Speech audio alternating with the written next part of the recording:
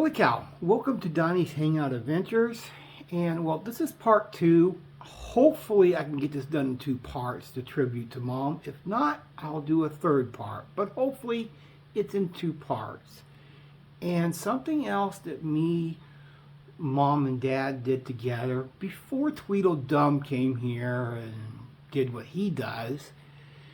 And we as a family, me, Mom, and Dad, I was still living with at the time, and we went to Adventureland. What a lot of fun that was. That was an incredibly a lot of fun. I wish we would have did more trips like this together, but it just didn't happen. It didn't happen. That's one thing I would change.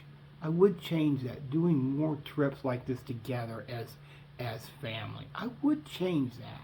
But in life, it's like wife said, you have one time at it, and that's it. There's no do-overs. And Mom did talk about it, and she goes, Steve, Donnie, and I went to Des Moines and went to Adventureland and stayed at Super 8 Motel.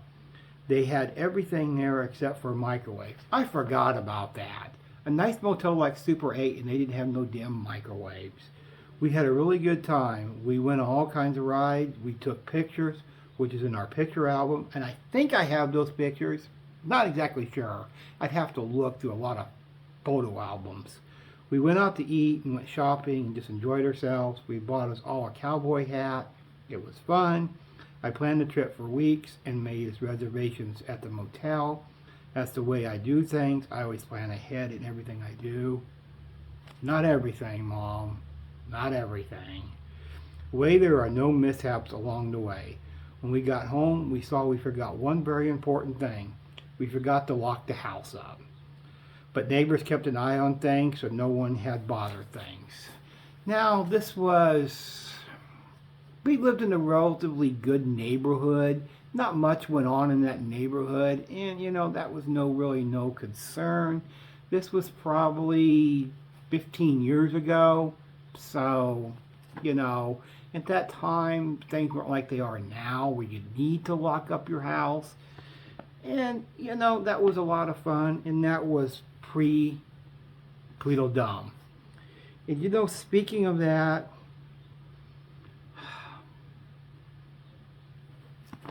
it's a Mom life story. It is. And I'm trying to think the timeline of it. I know Grandma died in 2009, at the beginning of 2009, like in January. Because I remember we had two funerals in 2 days. Grandma, and there was Dad's dad. He ended up dying. And yeah, they died around the same time. They died in the same day, which is extremely rare for that to happen. And so I'm guessing Tweedledum came here about 2008, around that Christmas. And, I know this is about Mom life. I know it's a tribute to Mom and it's her life story. But I feel like that has a major part. It plays a major part in what happened. I really do believe that. Oh boy. She calls this a big surprise. While visiting, Tweedledum had found out he didn't have a job to go back to. How convenient was that he lost his job while here? I always thought that. He was going to stay with us until he got back on his feet. And what do you know? 2008, he said the same thing. 2015, he said the same thing. In 2023, he said the same damn thing. It's amazing when you think about it. He always has said this. Always. He never liked living alone. That's always been a major issue with him. Even, you know what? I don't even know if I should bring this up. But he always had this issue, this hang-up on living alone. You have to do it at some point. Everybody does. You have to live alone. Mom was married 4 times. 4 times. 3 divorces.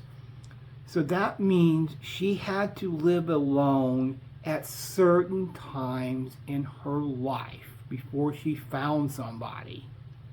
So you're going to have to do this eventually, live alone, but I don't think he can. I don't think he can. And unfortunately, he never did move out. No, he never did move out because we were a meal ticket. We were a meal ticket for Tweedledum. You know, he had free rent, free food, everything. Everything. He was living there free of charge. Whose fault was that?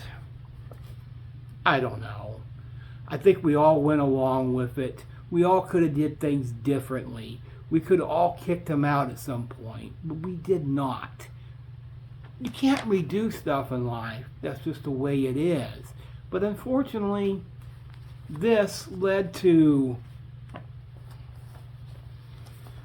the big Christmases we had. I'm not even going to get into the discussion of that because I never liked it then. I don't like it now of how we all acted. We acted pretty selfishly. We had to have these big extravagant Christmases with lots of Christmas presents.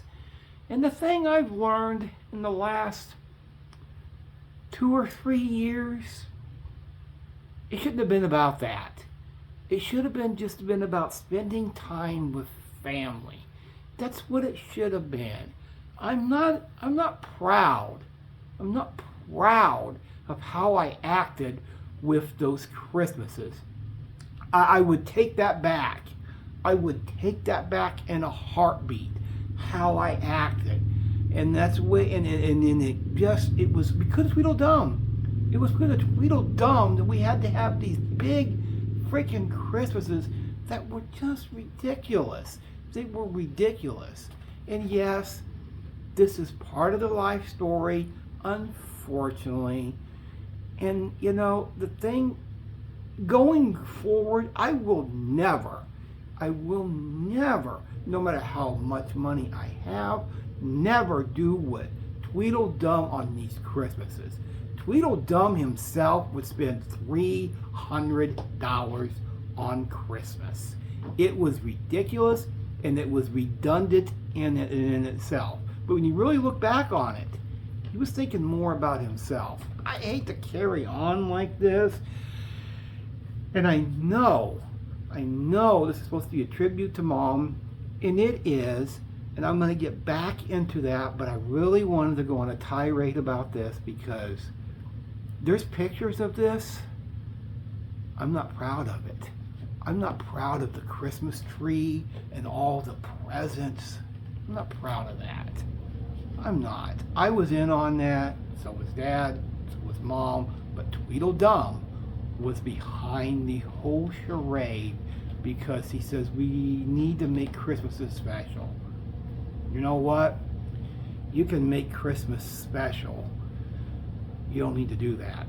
You can make Christmas special and you can just go out and spend $2 and Christmas would be special. It's about being with family. But you know what? Not proud of that, but you know what? I'm going to move on and continue this video with the tribute to Mom. And I'm sorry, but I had to bring that up. I really, really did. I've been wanting to get that off my chest for quite a few years now. You know, reading about Mom's life story, there's stuff that she never told me. Yeah, we were close. There's a lot of stuff I'm reading in here I never knew about. I knew that her dad, she didn't really get to know him because, if I'm correct, I think Mom said that he died when she was like 8 years old. I knew that part.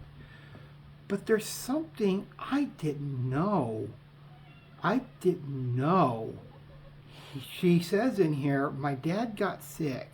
He had a heart attack in November of 1950. He died in my mom's arms. I never knew that. I knew her dad had died, but I did not know that her mom, he died in her arms. Wow, that's something I never knew, and that's pretty amazing. And about a month later, I guess, her grandpa got a blood clot in his leg, and it went to his brain and killed him. I thought I'm going through a rough time. Losing mom and dad in 6 months was tough. That's nothing.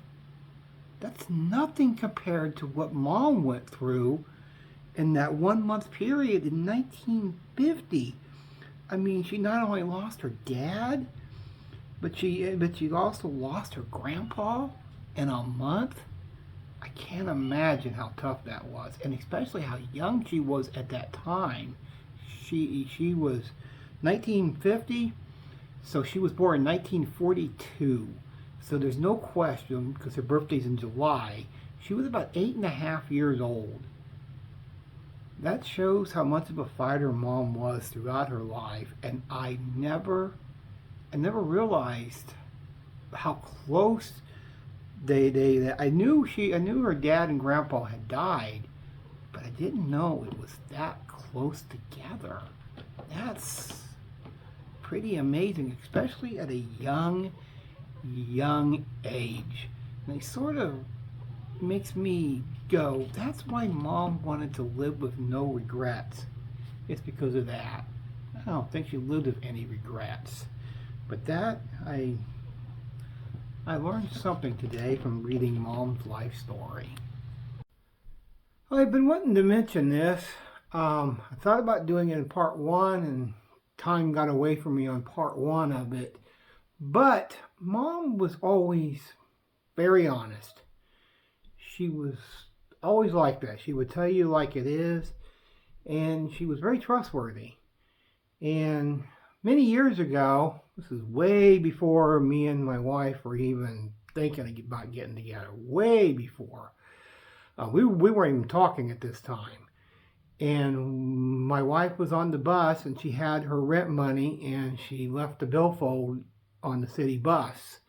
And Mom, saw the billfold there, and she looked at the name and seen who it was, and she knew who she was, and she gave the billfold to one of the bus drivers. Not many people would do that. Really not. There really isn't. And my wife never forgot that. And Mom, I don't know if she remembered it or not, but she remembers it now. And there's not a lot of people that would be that trustworthy. They would just keep the money. And I can think of a couple that would have. Tweedledee and Tweedledum. I will admit, in the last few years, me and Mom wasn't as close as before, but we were still close. Don't kid yourself. Especially Tweedledee and Tweedledum. We were still close. Even last year with everything that went on with SSDI and all that, and losing money, and even up until Dad dying, everything that was happening last year, with me being in a homeless shelter and all that, even all that, I talk to my wife every day, and I talk to Mom every day. Both of them, I would talk to them several times a day. And even going all the way out to Arizona, talk to Mom every freaking day. There wasn't a single day that went by that I didn't talk to Mom. I had to improvise when I was out, and my phone would get, a little low on battery. But you have to improvise, and you'd have to find places out and about where you could charge your phone, or go to the library and charge your phone. And every day I was talking to Mom. But other people failed to mention this. They failed to mention this. This was just last year. Last year, before the stroke and all that, she was still of sound mind. And we had a lot of talks on the phone. I probably talked to her more last year, being all over the freaking country, than I probably did in my entire life. That might be an exaggeration, but it's not. Because the only thing that kept me going was two things in Des Moines. Was talking to my wife, of course, because I missed her incredibly bad, and two, talking to Mom. And I mention this because I remember a lot of times when I was a kid, even into my 20s, even into my early 30s. Quite frankly, my entire life I remember this. And Mom used to get annoyed by it. Tweedledee and Tweedledum both would only call her on, the obligated important days. Mom actually referred to it as the obligated phone calls. She actually referred to it as that. And they would only call her, on, Mother's Day, birthday, Christmas, Thanksgiving, the important days. And that's the only time they would call them. And let me tell you, there's a lot of gaps, big time gaps, where Mom didn't see, Tweedledee and Tweedledum. There's a lot of gaps where I didn't see them. There still is. Now, quite frankly, I don't want to see them. But I'm talking, there was like 10 years. There was 10 years where Mom didn't see either one. Either one. Okay, they got lives of their own. Sure, a lot of people do.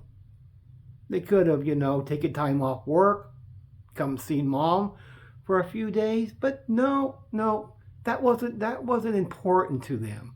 That wasn't important to them. Tweedledum tried the last few years, but for him, it was about what he can gain out of it. Not so much being close with Mom. Him and Mom were never close. Also never close with Tweedledee. There's a lot of stories I could tell you about the two, but I'm not really going to do that. Not right now. Someday maybe. Who knows?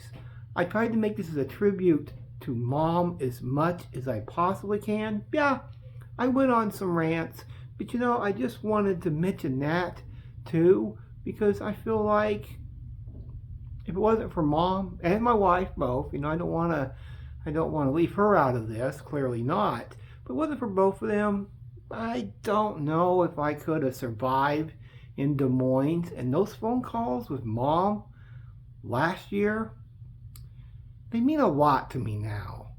They mean more to me now than they did then. Well, as I continue recording part 2, this is Sunday, and Tweedledee and Tweedledum still haven't done anything with the obituary.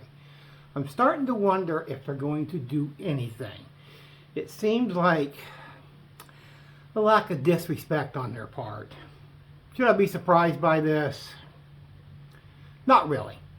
But continuing with Mom's tribute, I almost have to add this because it was a big part of, not a big part, but a huge part of her life.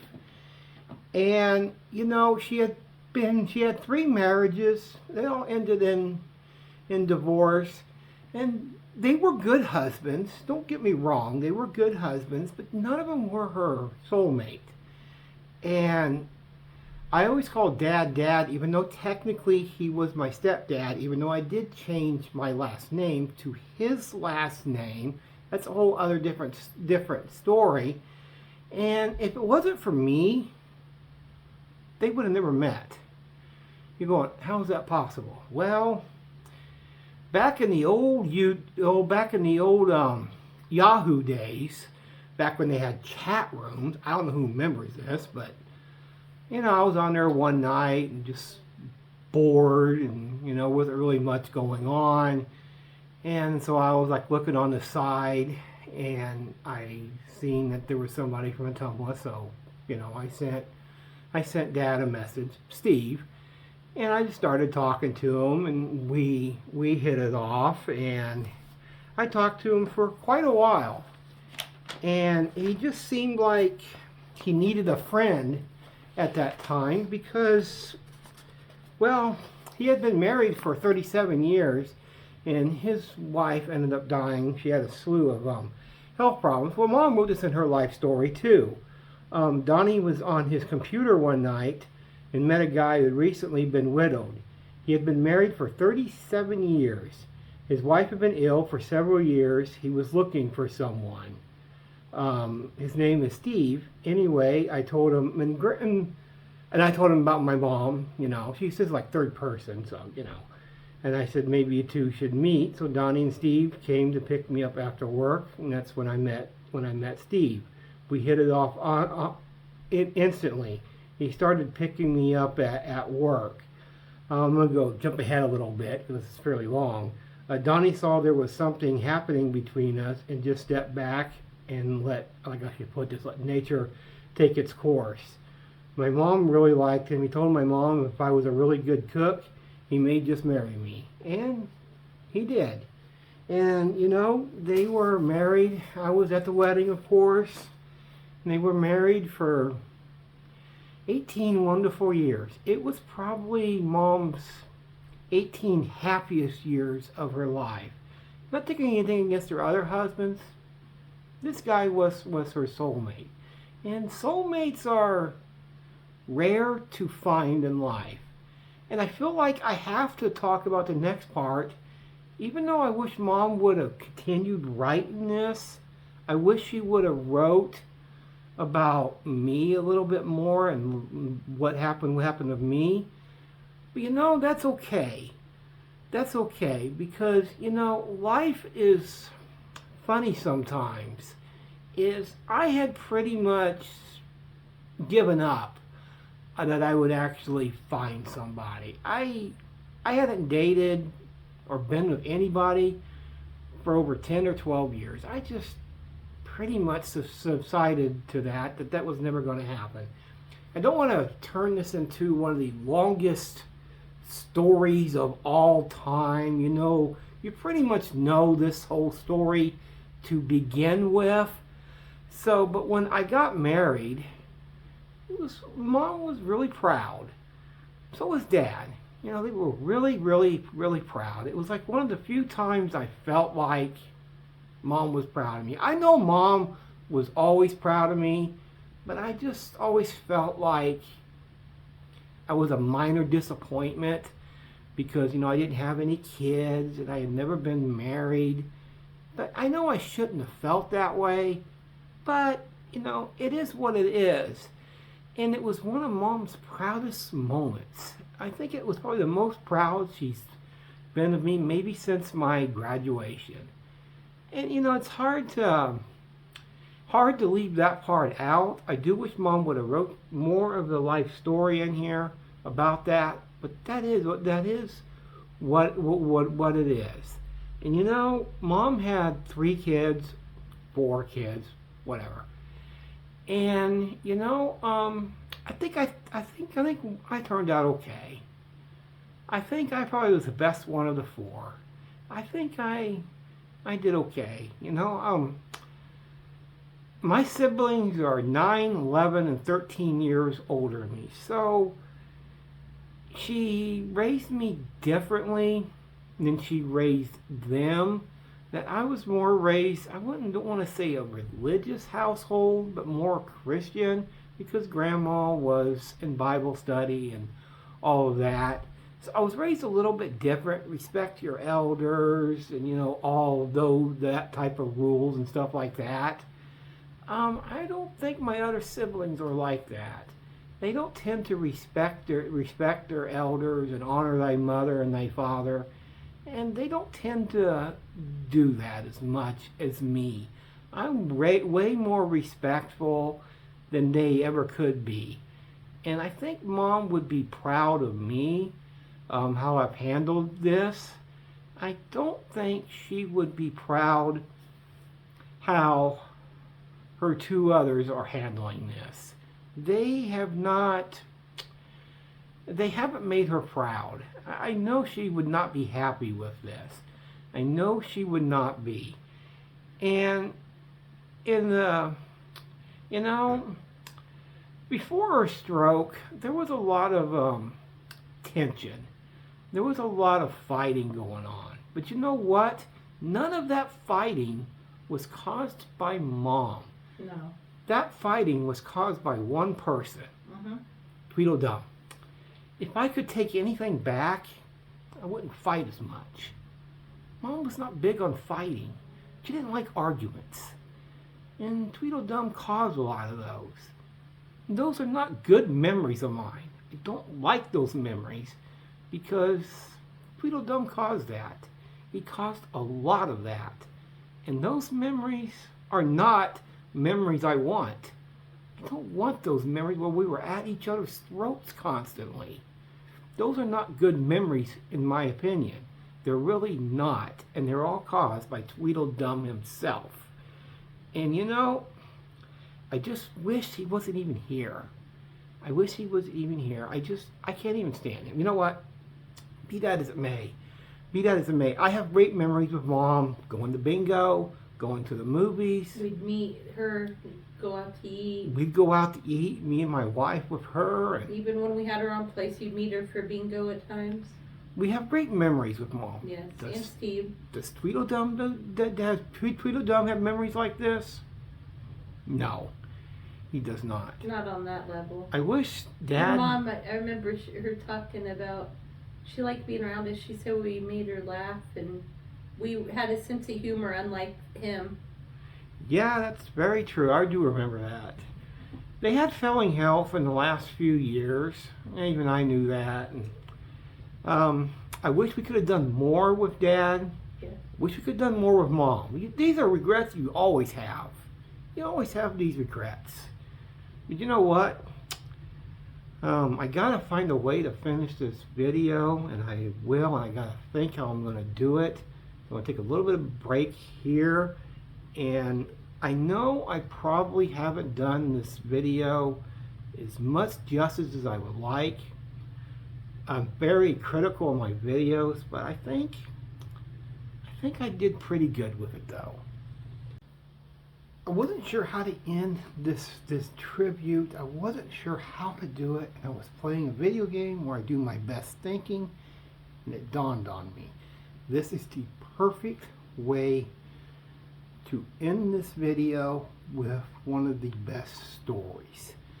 And this story will emphasize how close of a bond me and Mom had. Now, I was in 7th grade, and I was 120 pounds soaking wet, so I was a target for, bullies because I was so skinny. I didn't start putting on weight until I had my teeth pulled and I was in my 20s.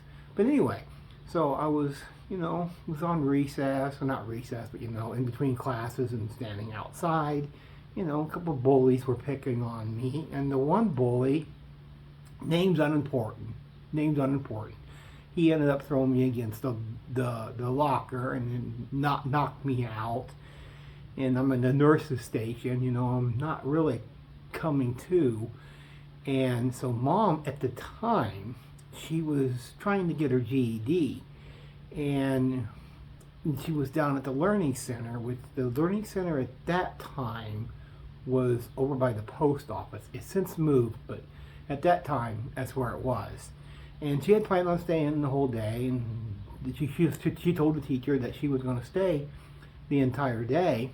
Remember, this is before cell phones. Cell phones didn't exist then. This was the late 80s, so it's been quite a few years ago. I was in 7th grade. And then all of a sudden, sitting in class, she had mother's intuition. Like, I gotta get to Evans. So she put her stuff in her backpack and she ended up leaving. She ended up catching the city bus. Because, that's what we've always done. And so she ended up catching the city bus over to Evans. And the teacher, Mr. Cassidy, I remember his name, goes, "What are you doing here? Did they call you?" And she goes, "No, I have no idea why I'm here. I just had a feeling that I had to be here at Evans." Teacher goes, "Mother's intuition. You see, that's the type of closeness we had, the type of bond we had. That's how close we were." And that never really left. It never really left. And I think that's the perfect story to end this tribute to Mom and to end part 2. And I think this will conclude it because I don't think I can do any more than that. I really, really don't think I can add any other stories that would emphasize how close we were. Miss you, Mom, and hope to see you. Well, we will see you again someday. We surely will. Me and Mom are saying that's all for now. That's all for now.